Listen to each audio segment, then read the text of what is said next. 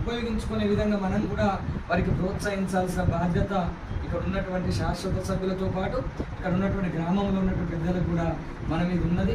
దీన్ని మంచిగా నడిపిస్తేనే కొంతమంది అయిన విద్యార్థులు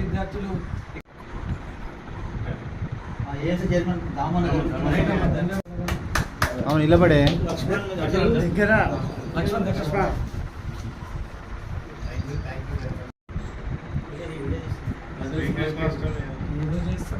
చేస్తాను మాకు పాత చూస్తాను.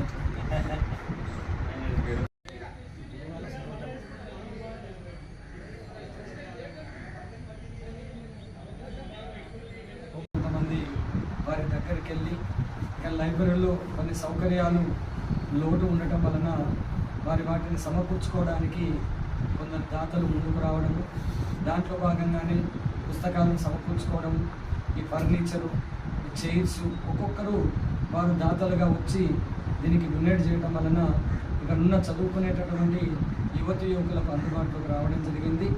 గత ఒక 4-5 నెలల క్రితమే శాశ్వత సభ్యులు అందరూ కూడా కలిసి కొంతమంది ఉండి నెలకింత స్వచ్ఛందంగా కొంత అమౌంట్ కలెక్ట్ చేసుకొని దీన్ని మెయింటెనెన్స్ కొరకు చేస్తూ దీన్ని ముందుకు తీసుకెళ్తా ఉన్నారు. మా కమిటీ సభ్యులకు నేను మనస్ఫూర్తిగా అభినందిస్తూ ఉన్నాను. ప్రాబ్లం ఉందని చెప్పగానే మరి సరోజనమ్మ గారి దగ్గరికి వెళ్ళి వారికి ఈ విషయం చెప్పగానే వారు పెద్ద మనసుతో మరి దానికి కావాల్సినటువంటి నిధులనిచ్చి ఈరోజు దాన్ని పూర్తి చేయడం జరిగింది. వారికి నేను మనస్ఫూర్తిగా ధన్యవాదాలు తెలియజేస్తా ఉన్నా.